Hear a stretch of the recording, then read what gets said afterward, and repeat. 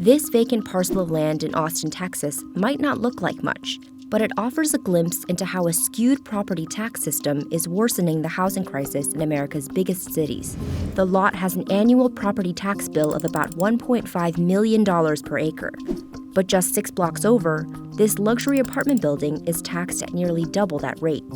Cities all over the country are littered with empty or sparsely built sites. Some economists say they share a common factor, a tax system that combines low taxes on land with high taxes on buildings. Here's a closer look at that system and the often overlooked role it plays in the country's housing shortage.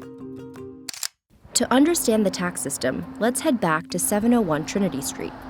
Located near the heart of downtown Austin, the 0.2-acre parcel is valued at over $13.7 million. Yet for decades, the lot has only been used for parking, and the owners have paid relatively little in taxes because it doesn't contain any buildings. Cielo Property Group owns the vacant plot of land. They did not respond to a request for comment. So traditional property taxes, perversely, disincentivize the kind of land use that we want to see in our cities. When you're taxing improvements, you're signaling to the market that you don't want improvements. Josephine Foss is the executive director of the Robert Schockenbach Foundation, a nonprofit research organization that advocates for property tax reform.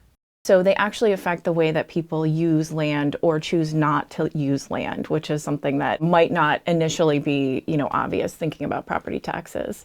When landowners improve their property by adding a new room, for instance, their taxes go up. In some cases, these taxes can be as much as 7 times higher for a developed piece of land compared to an empty lot. The basic premise of property taxes in America is very simple. It's basically the government will try to figure out how much is a piece of real estate worth, and then based on that value, you'll be taxed. The more valuable your real estate is, the higher your tax.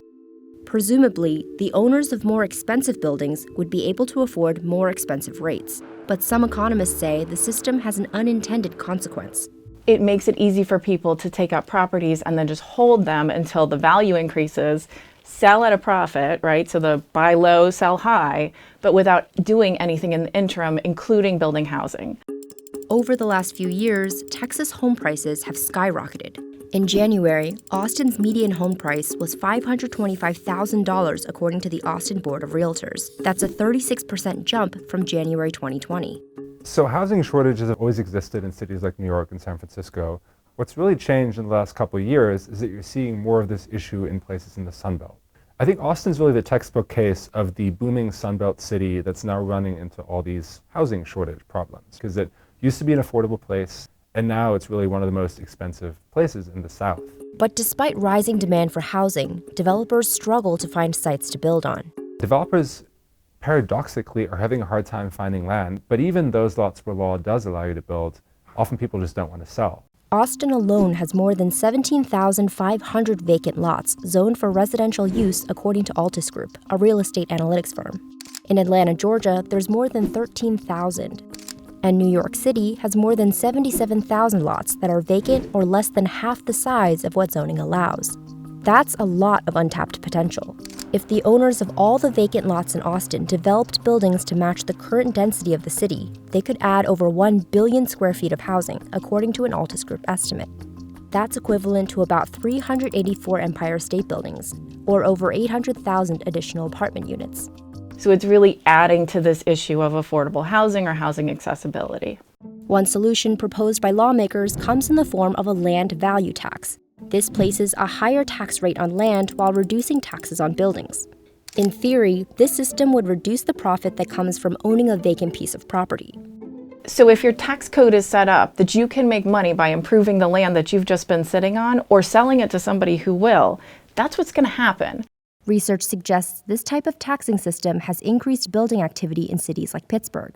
A couple of studies have actually shown that they had more construction activity in Pittsburgh relative to other nearby and similar cities that didn't have this sort of tax system.